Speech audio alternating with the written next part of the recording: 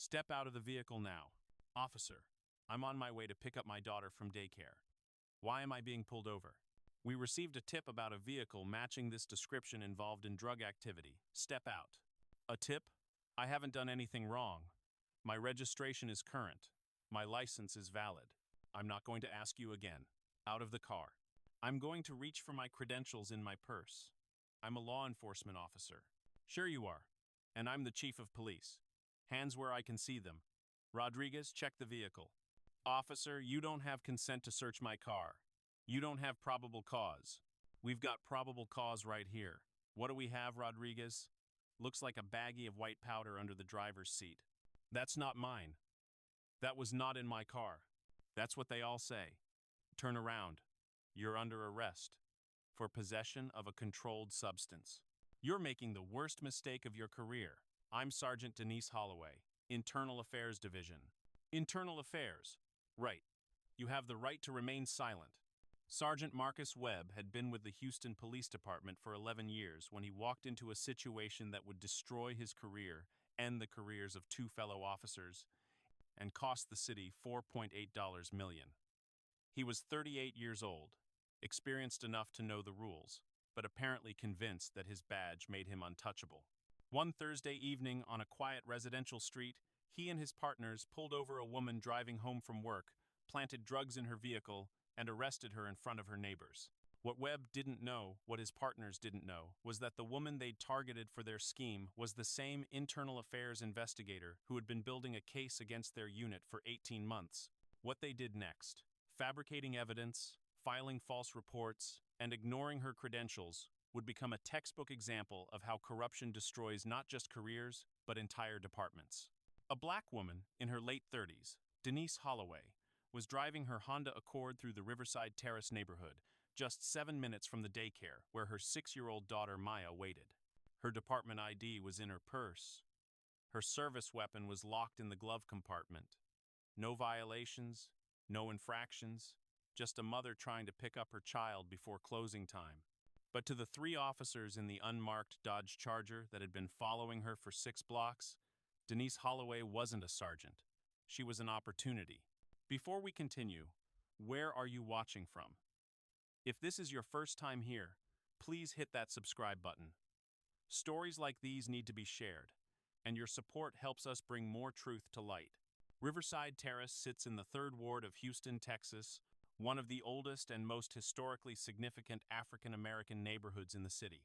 Tree-lined streets, well-maintained brick homes from the 1952nd and 62nd, and a community that takes pride in its heritage.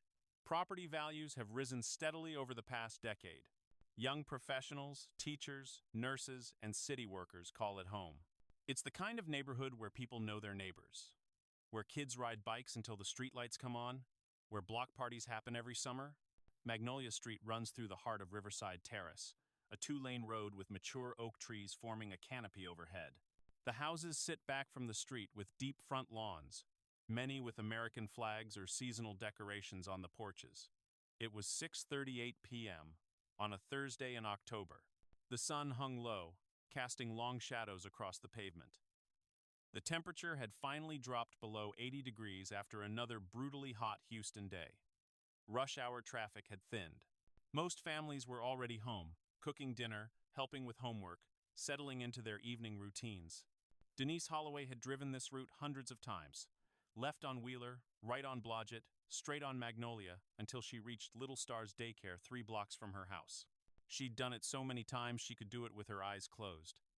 The route took exactly 7 minutes from the parking garage at HPD headquarters.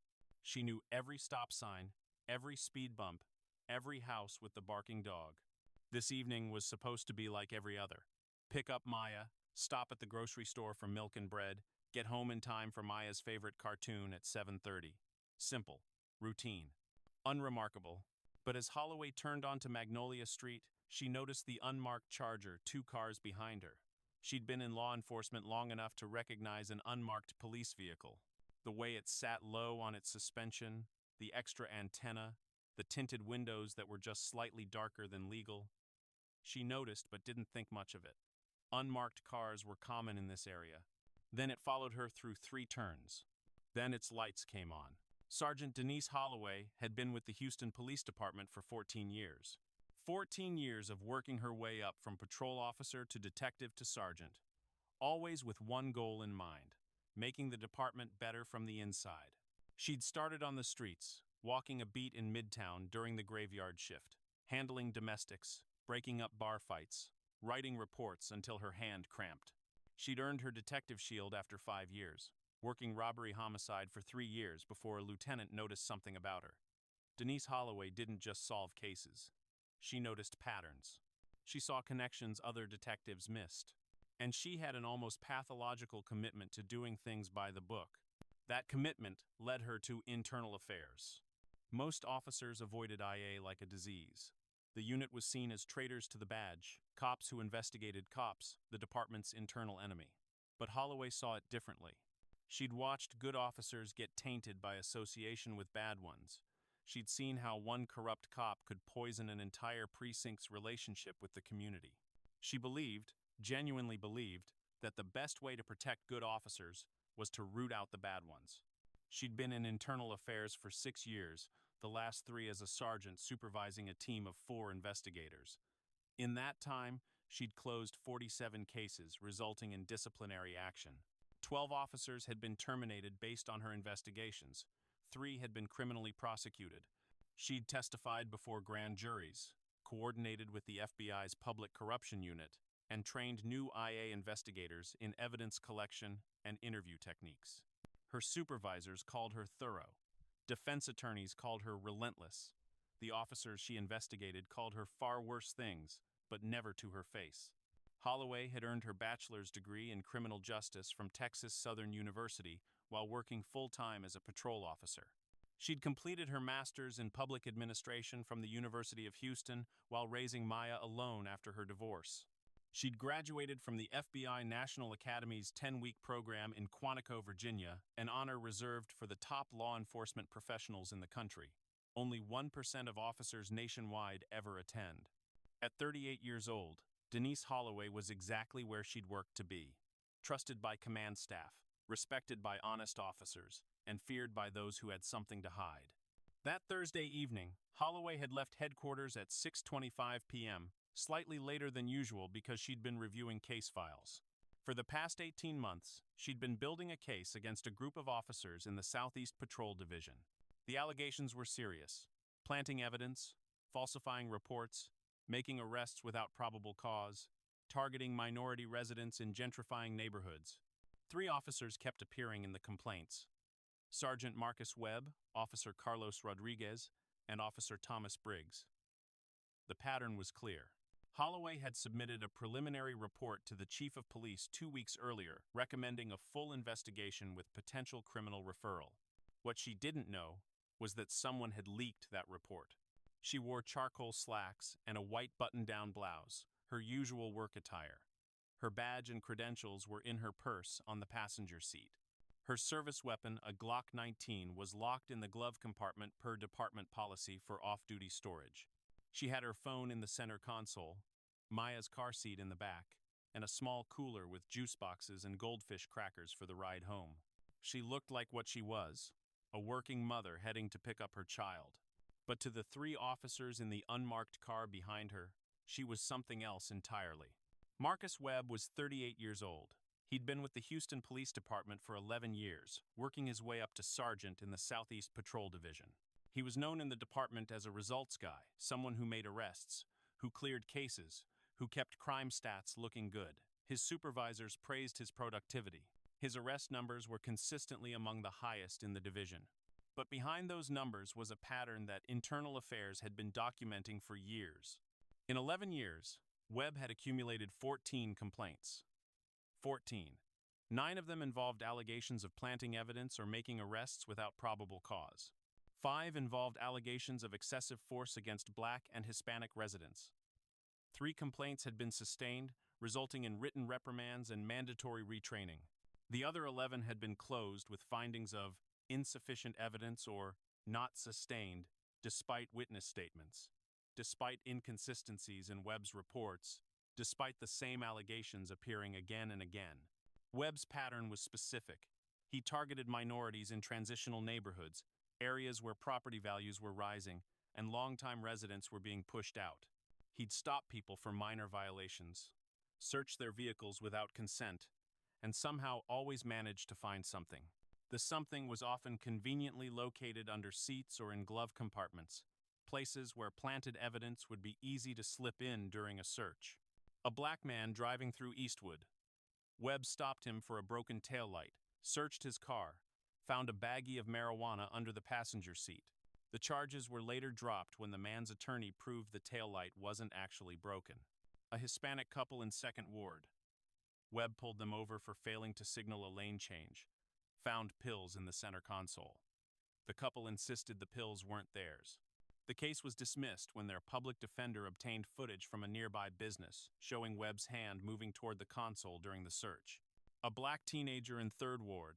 Webb detained him for walking in a suspicious manner, found a knife in his pocket that Webb claimed was illegal. The knife was a standard pocket knife, legal in Texas. The department settled a civil suit for $45,000.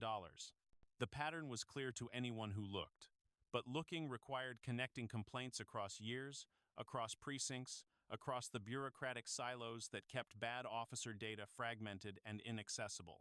Denise Holloway had connected those dots. Officers Rodriguez and Briggs were Webb's regular partners, a term that in their case meant something closer to co-conspirators. Rodriguez, 32, had been with the department for 7 years. 6 complaints, all involving searches of questionable legality. Briggs, 29, had been there for 5 years. 4 complaints, 3 involving excessive force. Together, the 3 of them had developed a system. Webb identified targets. Rodriguez conducted searches and found the planted evidence. Briggs provided backup and intimidation. They split the arrests to spread the statistics around, making it harder to see the pattern. They'd been doing it for years, and they'd never faced real consequences. That Thursday evening, Webb had received a tip from someone inside the department, someone who'd seen Holloway's preliminary report recommending a criminal investigation into his unit. Webb didn't know Holloway by sight. He only knew her name and that she drove a gray Honda Accord. Someone had given him her license plate number. When he spotted her car on Wheeler Avenue, Webb made a decision that would end his career. He radioed Rodriguez and Briggs, who were in separate vehicles. They converged on Magnolia Street, timing their approach so all 3 would arrive simultaneously. Webb didn't see a decorated sergeant. He didn't see an internal affairs investigator.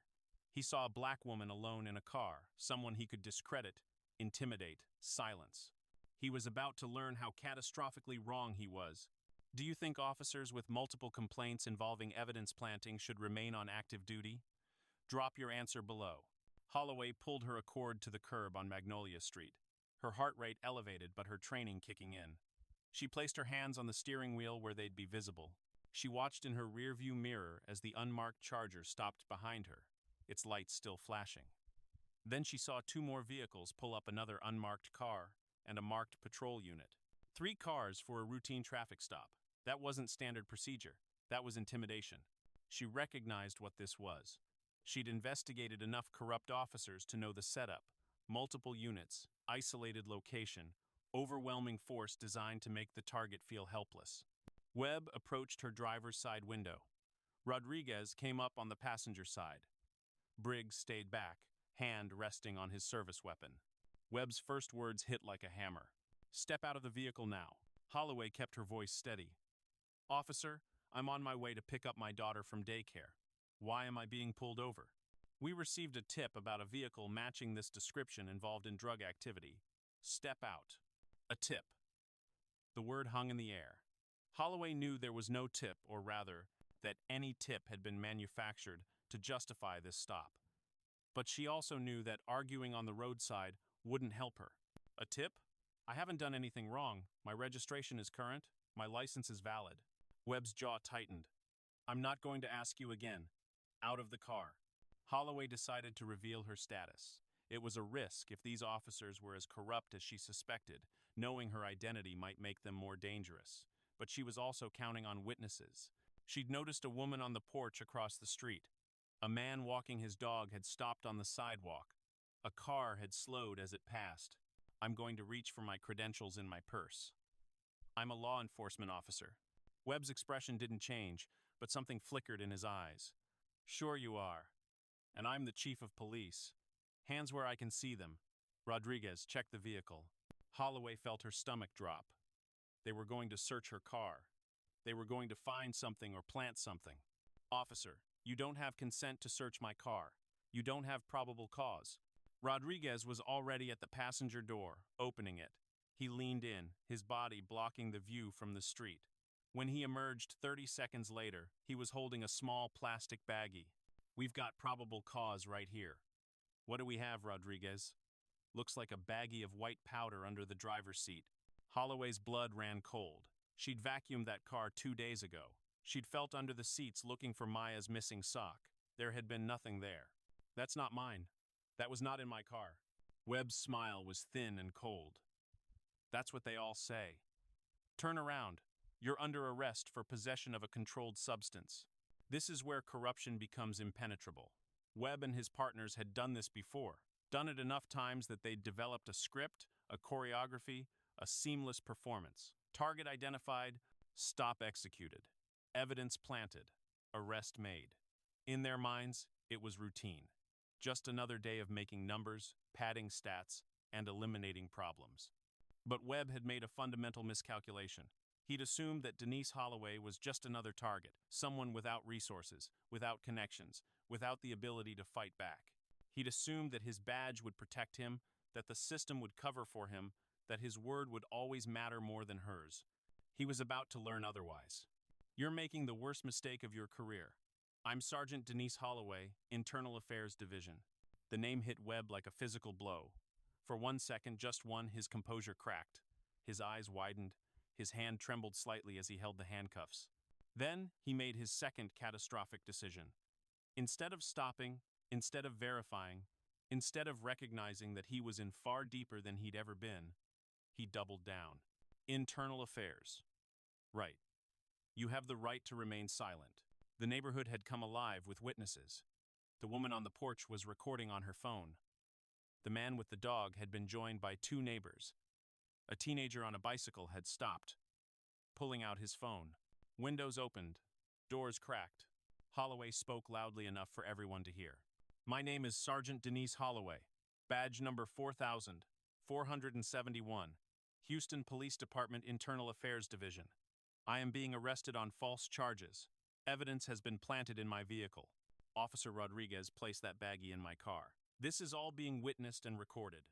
Webb grabbed her arm roughly, spinning her toward the car. You can tell your story to the judge. I want my union representative. I want my attorney. I want this incident documented. And I want every officer's name and badge number. Webb ignored her. He cinched the handcuffs tight, deliberately tight, and marched her toward his vehicle. A man on the sidewalk called out, "We're recording everything. We saw what happened." Another voice. "That cop put something in her car. We all saw it." Briggs moved toward the witnesses. "Everyone needs to step back. This is police business." "No, sir. This is public property. We have a right to record." The confrontation was on the edge of escalating further when the sound of sirens cut through the evening air. A Houston Police Department supervisor unit was approaching, not called by Webb, not expected, not welcome. What neither Webb nor his partners knew was that Holloway had done something they hadn't anticipated. When she'd first noticed the unmarked car following her, she'd pressed the emergency button on her department-issued phone, a button that transmitted her GPS location to IA dispatch and activated the phone's microphone. Everything had been recorded. Everything had been heard. Should officers who plant evidence face criminal prosecution rather than just termination? Let me know what you think. Lieutenant Angela Torres had been with Internal Affairs for 12 years, the last 4 as the unit's second in command. She'd worked with Holloway for 6 years, trusted her judgment implicitly, and had personally approved her investigation into Webb's unit. When Holloway's emergency beacon activated, Torres was still at headquarters, reviewing budget reports. She'd listened to the audio feed in real time. She'd heard Webb demand Holloway exit the vehicle. She'd heard Rodriguez's search. She'd heard the discovery of the planted evidence. She'd heard Holloway identify herself. And she'd heard Webb proceed with the arrest anyway. Torres had called the Southeast Patrol Division commander immediately, then gotten in her own vehicle and broken every speed limit between headquarters and Magnolia Street. She arrived within 9 minutes. Torres stepped out of her unmarked Tahoe and assessed the scene with the practiced eye of a veteran investigator. 3 officers, 1 suspect in handcuffs, a crowd of witnesses with phones raised, and in the middle of it all, Sergeant Denise Holloway, one of the best investigators Torres had ever supervised, being treated like a criminal. Sergeant Webb, Lieutenant Torres, Internal Affairs. Webb's face went pale. His eyes darted to Rodriguez and Briggs, both of whom looked like they wanted to disappear into the pavement. Lieutenant, we responded to a tip about this vehicle. Torres held up her hand. Stop talking. Don't say another word until you're advised by a union representative and attorney. All 3 of you. She turned to Holloway. Sergeant Holloway, are you injured? No, ma'am, but I want this documented. Evidence was planted in my vehicle. Officer Rodriguez placed a baggie under my driver's seat during an unlawful search. Torres nodded. She pulled out her phone and made a call. I need crime scene unit to Magnolia Street, 3rd Ward. I need the vehicle impounded and processed. I need body camera footage from all 3 officers pulled immediately. And I need Chief Morrison on the phone in 5 minutes. She turned back to Webb. Keys to those handcuffs. Now, Lieutenant, we found narcotics in her vehicle. I said keys. Now. Webb's hands were shaking as he handed over the keys. Torres unlocked Holloway's handcuffs herself, then turned to face all 3 officers. Badge, weapon, radio. All 3 of you. Administrative leave effective immediately, pending criminal investigation. Criminal investigation? Briggs's voice cracked. We were just doing our jobs. Torres's expression didn't change. Your body cameras recorded everything. The emergency beacon on Sergeant Holloway's phone transmitted audio to IA dispatch. And there are approximately 15 witnesses with video footage. If you want my advice, and I'm not required to give it, you should contact an attorney before you say anything else. Webb reached for his badge with fingers that wouldn't stop trembling. As he handed it over, he finally seemed to understand the magnitude of what he'd done. He hadn't just targeted a random citizen. He'd targeted the one person who had been building a case against him for 18 months. He'd done it in front of witnesses. He'd done it while being recorded from multiple angles. And he'd done it while the very department that employed him listened in real time. His 11-year career was over. He just didn't know yet exactly how badly it would end. Torres turned to Holloway once more. Sergeant, I'm personally driving you to pick up your daughter. Then we're going to headquarters to take your statement. We're going to do this completely by the book, the same book you've used for 6 years to hold officers accountable. And I promise you, we will not let this go. Holloway nodded. For the first time since the lights had appeared in her rearview mirror, she allowed herself to feel something other than cold professionalism. She felt rage. Should officers face automatic criminal referral when evidence planting is documented on camera? Drop your answer. Within 24 hours, the videos had exploded across social media. Multiple angles from multiple witnesses. The moment Rodriguez reached under the seat. The moment Webb snapped on the handcuffs. The moment Holloway identified herself and was ignored. Houston cops plant drugs on single mom, she's internal affairs. 3 officers caught on camera framing IA sergeant investigating them. Dirty cops try to silence corruption investigation by arresting the investigator. The outrage was immediate and overwhelming. The Houston Police Officers Union, usually quick to defend members, released a statement that carefully avoided endorsing the 3 officers' actions. The NAACP demanded a federal investigation. The Texas Rangers were called in to conduct an independent probe. The mayor held a press conference promising accountability. Civil rights attorneys contacted Holloway within hours. The case was both simple and devastating. 3 officers had conspired to plant evidence on a fellow officer specifically because she was investigating them. This wasn't just corruption. This was obstruction of justice. This was conspiracy. This was witness intimidation using the color of law. The lawsuit named Sergeant Marcus Webb, Officer Carlos Rodriguez, Officer Thomas Briggs, the City of Houston, and the Houston Police Department. The claims filled 47 pages of legal documentation: conspiracy to deprive civil rights under color of law, false arrest and imprisonment, fabrication of evidence, malicious prosecution, obstruction of justice, retaliation against a law enforcement officer performing official duties, intentional infliction of emotional distress, failure to train and supervise officers with documented patterns of misconduct.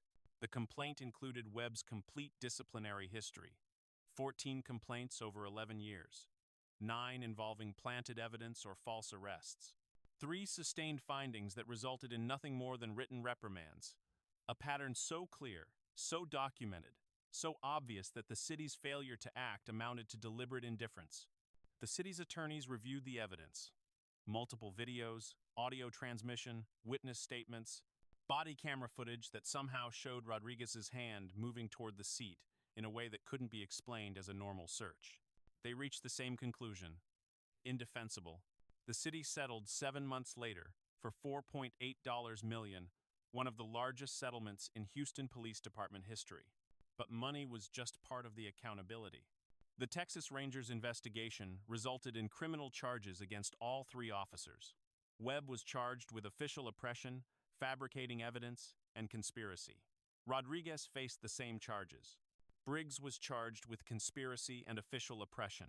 All 3 pleaded no contest to reduce charges, rather than face trial with video evidence that would have destroyed them. Webb received 18 months in state prison. Rodriguez received 12 months. Briggs received 8 months plus 5 years probation. All 3 were permanently barred from law enforcement. The termination letters were issued before the criminal cases concluded. Webb's letter was read into the record at a city council hearing. Sergeant Marcus Webb engaged in a pattern of fabricating evidence and making false arrests over an 11-year career. Despite 14 complaints documenting this pattern, supervisory failures allowed him to remain on duty. His final act, attempting to silence an internal affairs investigator by planting evidence and arresting her, represents a complete betrayal of his oath and the public trust.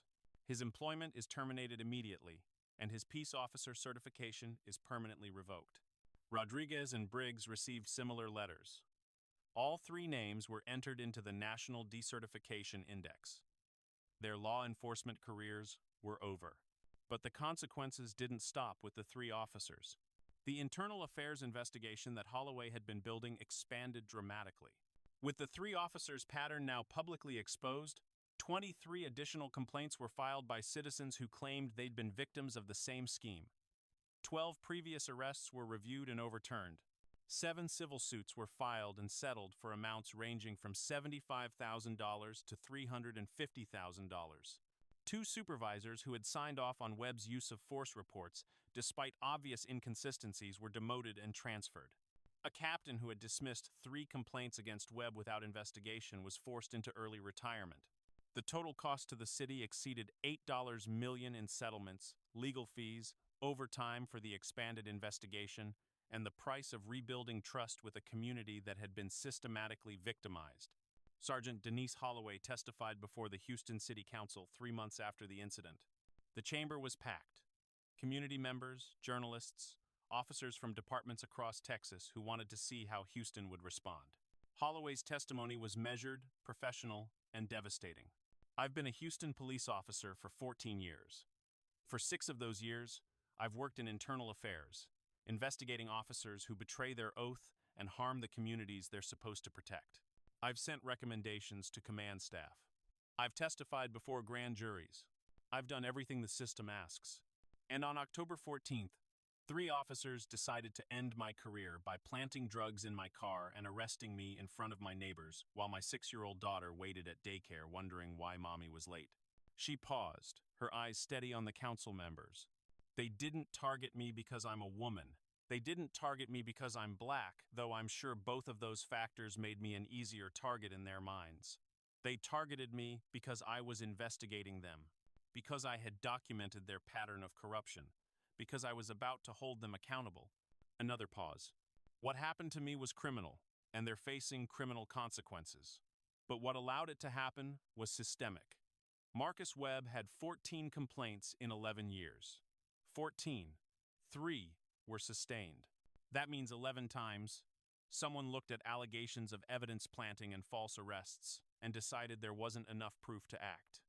11 times The system told Marcus Webb that his behavior was acceptable, that his badge would protect him, that his word would always matter more than his victims. Her voice strengthened. I had the resources to fight back. I had documentation. I had a badge. I had colleagues who believed me. I had lawyers. Most of Webb's victims had none of those things.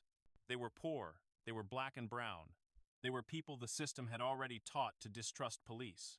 When they said the drugs weren't theirs, no one believed them. When they said the officer planted the evidence, no one investigated. Their complaints went into filing cabinets and never came out. She looked directly at the camera. If this can happen to me, a sergeant, an investigator, a 14-year veteran, what happens to everyone else?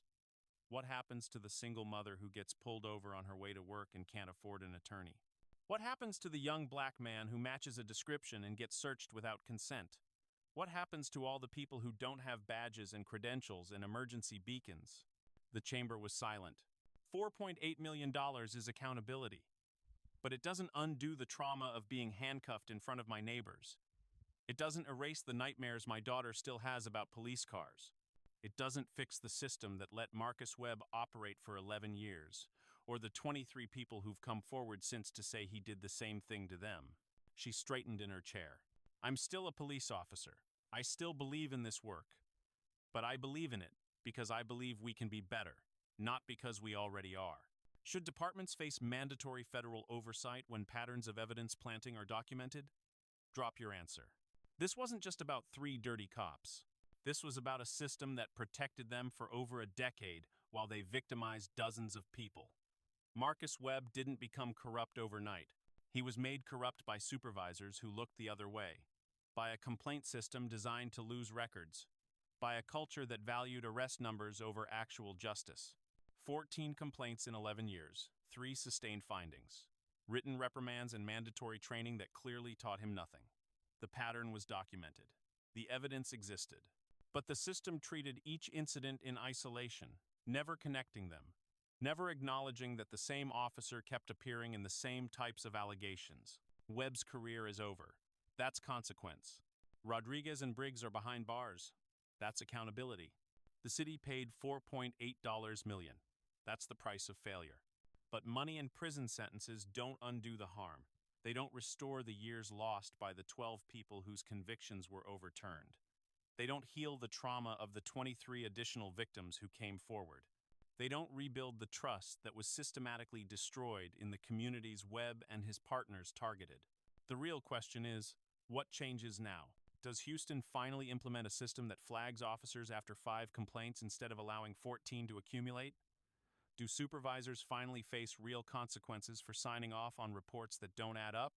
Does the department finally acknowledge that protect and serve means protecting communities from officers like Webb?